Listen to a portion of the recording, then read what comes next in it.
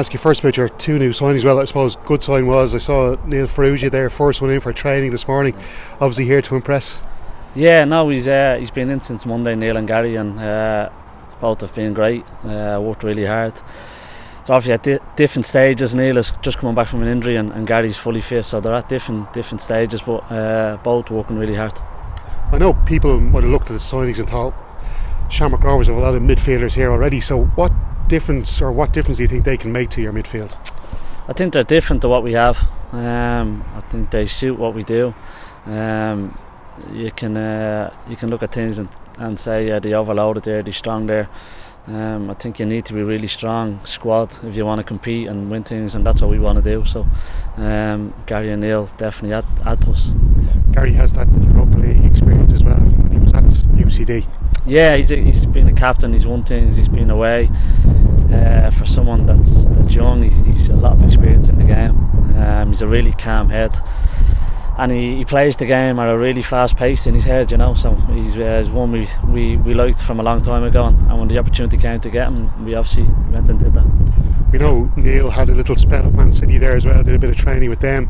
There's a lot of high hopes for him, I suppose, looking into the future, and especially on the international stage. Do you think you can help him achieve that goal and play international football with Ireland? Yeah, but in order to do that, Neil has to play for us first. It's a big step up. He's been excellent so far in the league for UCD and for the Ireland setup underage, and he's done well. But now it's time to push on and play for Shamrock Rovers and help us win things. And once he does that, I'm sure everything else will follow. But it's important he comes, works hard and plays for us. There was talk of Graham Cummins perhaps signing for Rovers. Any news on that? No, Graham's a player we like. We've made no secret that I've liked him for a long time. He's a goal scorer, but he's a core player at the moment, and we'll just see where that one goes. Is that really just the only thing you're looking now to beef up the striking options? No, we look to, if a player becomes available in any position that we feel improves us and fits what we do, we look to do it. It doesn't matter if it's a centre forward, if it's another midfielder, if it's a goalkeeper, defender. If we feel it improves us and they fit into everything we do, we'll try and make it work.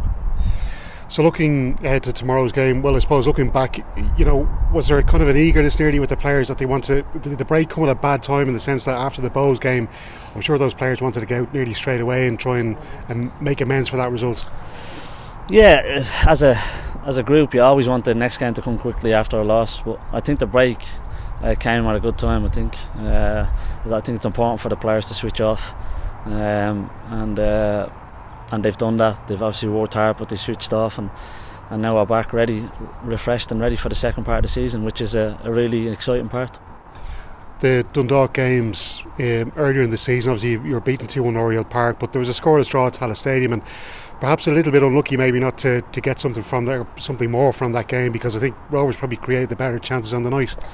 Yeah, look, it's going to be a really tight game. We create chances in every game we play because of the players we have, and tomorrow night will be no different. It's a tough game. We know they're a decent side, but we're a very good side, and like I said, we've got ourselves in a really strong position. After the break, we're challenging for a league. We're in Europe, FAI Cup. It's a really exciting part of the season for us. Dundalk haven't lost since April. They're on a really good run. What do you put that down to, the improvement that they've? Because we all saw that they had a little bit of a scratchy start by their own standards. Yeah, look, you can look into everything. I've watched a lot of games throughout the league, and some of them have been last minute goals that they've won by. Some have been OGs that they've won by last minute penalties. I think they've had 12 penalties, I think, you know, and so you can look at it a lot of different ways. We just got to concentrate on what we do, concentrating on how we're going to win the game, how we can hurt them, and we've been doing that all week. Two top class midfields going against each other here, like how do you kind of stop Dundalk being as productive with their midfield? No, you have to respect that they have threats all over the pitch. You have to respect that with everything, but we've got to fully focus on what we do. We've got to fully focus on what our players bring to the game, and if they bring that, we're more than a match for anybody, and tomorrow night will be no different. I believe in the quality we have. I believe in what we do, and we as a group need to believe in that and bring that tomorrow. If we do that, we'll be fine. Your back four with Alan Manus behind them have been top class again this season as well. So do you think they're a match for Pat Hoban as well, who's been in brilliant form over the last while? Yeah, look, he's a good player. He's scored some goals. But our back four and Alan have been excellent, So like I said, it's going to be a tough game all around the pitch tomorrow. There's going to be battles all around the pitch, but that's one we're ready for. Bit of needle in there as well. Like that's what we want to see, really, isn't it, in the game? Yeah, that's part of it, isn't it? It's top of the table clash. It's two good sides, two best teams in the country. Going head to head, I'm sure there'll be a bit of needle, but there hasn't been any nasty games between us. There hasn't been any silliness. It's been competitive, it's been edgy, but that's what you expect when two good teams go against each other. And I know you're not too long out of playing yourself, Stephen. Do you still, well, obviously you do get excited for these big games, but like, is it really important for you to kind of bring a sense of calm in the dressing room, because the players obviously get excited for these matches? Yeah, they're big games, but every game now between now and the end of the season is a big game when you're up to the top. And I think the players, the dressing room is really good. They understand what we need to do. They understand what we need to bring, but there does be a calmness there. We need to make sure we're ready. But you have to play with your heads as well as your heart, and we've done that really well. And I don't think tomorrow will be any different. And on the result, is it important to get at least a point, and preferably the 3 points to stay in the tight race? It's a must not lose game. I think there's 30 odd points to play for after tomorrow night. So I don't think we can get carried away with we must do this, we must do that, we mustn't do this. We'd be going fully to win the game. There's no doubt about that.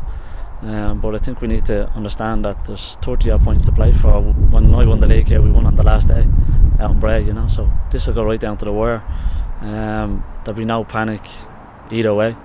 There'll be no one getting excited, but make no mistake, we're going out to win the game. And just to finish, ask you about a couple of off-field matters. There's been talk in the papers the last while about this investment maybe coming in from Dermot Desmond. Would you have any kind of, would you be hearing much information on that, or what's the situation there? No, I think if we as a club can attract people of Dermot Desmond's calibre, it can only be a positive for the club and for the country. I think he's obviously an unbelievable businessman, and he's ran Celtic for how many years, and how successful they've been. I don't know where it is, and I'm not sure what stage it's at, but if someone like Dermot Desmond can get involved in any capacity, it can only be a positive. And then finally, the talk of the last couple of days about the All-Ireland League. There's some backers coming in, they're talking about TV deals, that kind of stuff. Is it possible, do you think, and is it something that would be good as well to go to an All-Ireland League rather than just the teams in the Republic? And of course Derry City. Yeah, no, I think it would be. I think it'd be a real step forward for us. I know there's a lot of little detail that needs to be ironed out in terms of European places and prize monies and stuff, and can governments help, and does Brexit get involved with the border and stuff like that? Does all that come into play? I'm not sure, but on a football purely point, it definitely help. I remember, I think I won the Setanta Cup 2 or 3 times, and I remember the games playing Linfield away and Cliftonville and Glentoran. They're really good games, and I just think it could attract more fans that maybe don't come to League of Ireland every week. It could attract them to an event, to an occasion, and if that can happen, I think it can only be a good thing. An All-Ireland League, I think, will be a positive. Great stuff, Stephen. Thank you, and best of luck tomorrow. Cheers.